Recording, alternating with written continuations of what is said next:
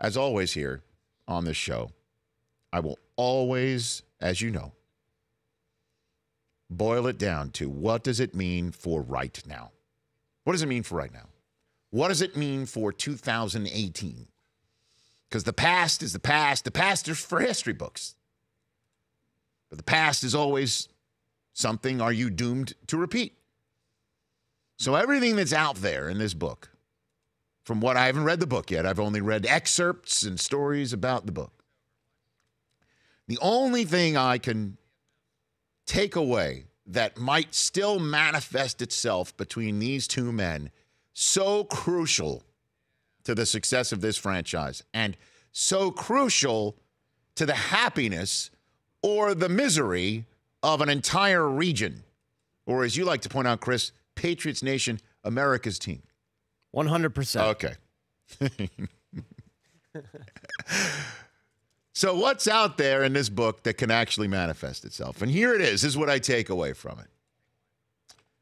That the whole Garoppolo thing really touched a nerve in Team Brady that makes sense.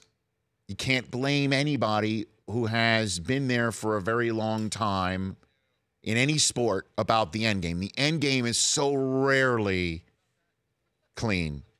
It's so frequently messy. Very rarely do you stroll off a la Elway, Strahan, Lewis, Bettis. Very rarely do you see anybody win a championship and leave. Kobe's end game here in Los Angeles wasn't pretty. The final game sure was. I mean, the final game was an exclamation point and a Mamba out mic drop. So, but that was just one individual game.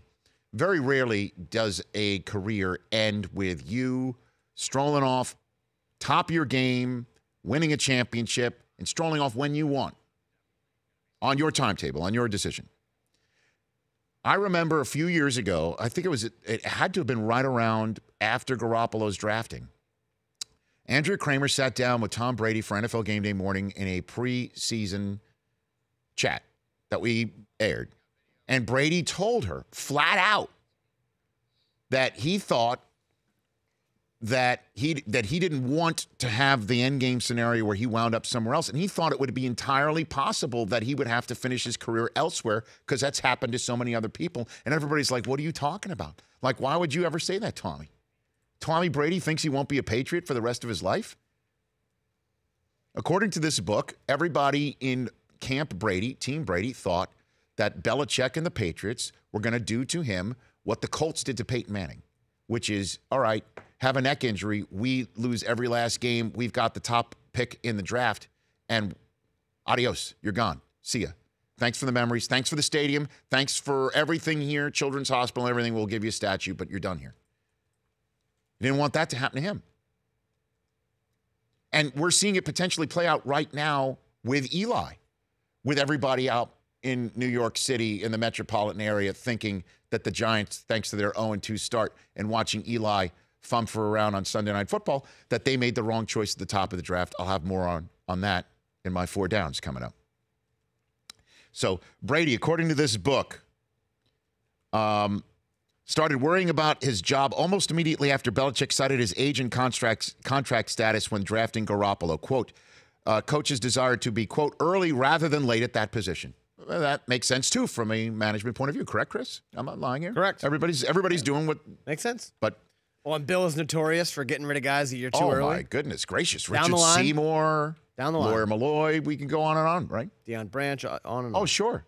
And he's right most every time, by the way. He is. Okay.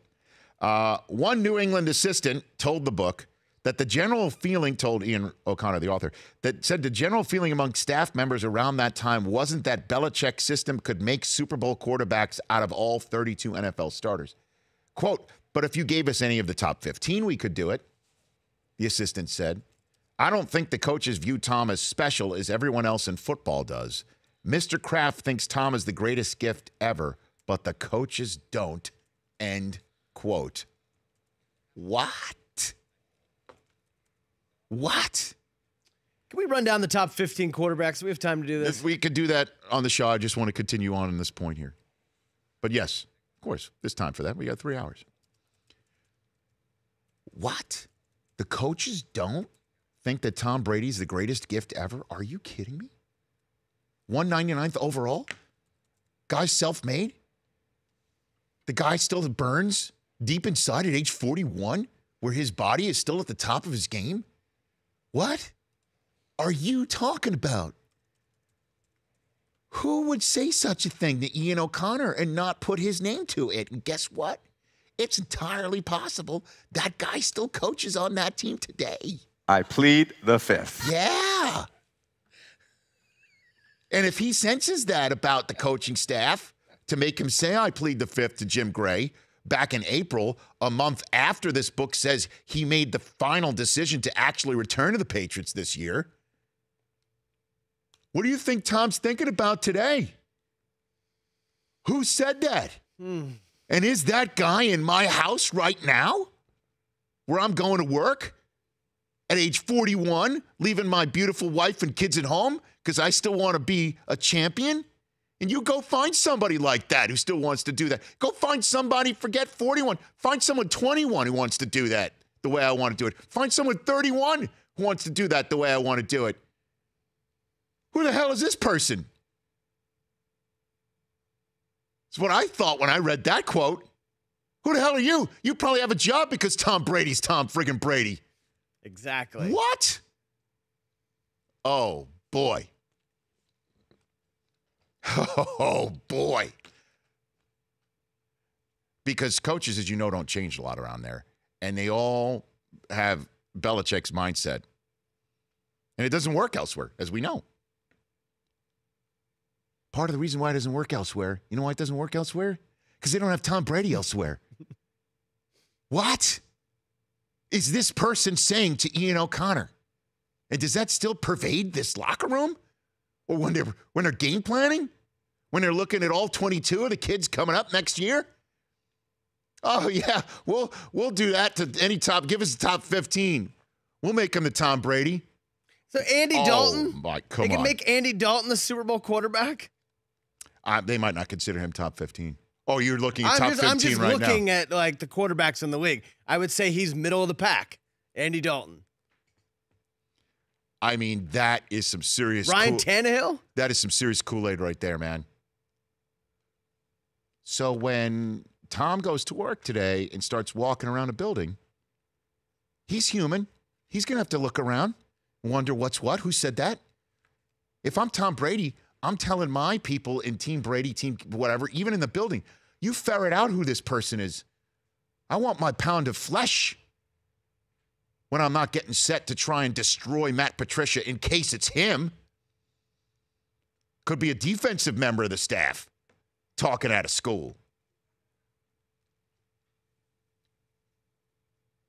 And the Josh Gordon trade, according to Bill Belichick, hasn't been completed yet. Unbelievable. I'll hit on that when we come back. My 4 downs, your phone calls at 844-204-RICH.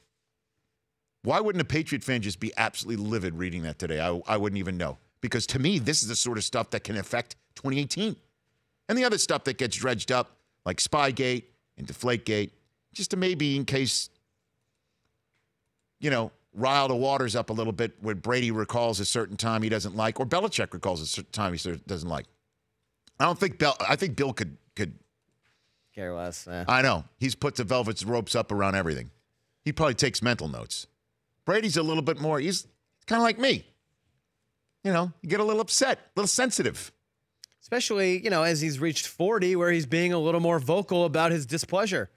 And by the way, thank you for not calling me out for comparing myself to Tom Brady. Thank you. I appreciate that. I got bigger fish to fry. I know, right? Who is this person? The Rich Eisen Show, weekdays at noon Eastern on Audience.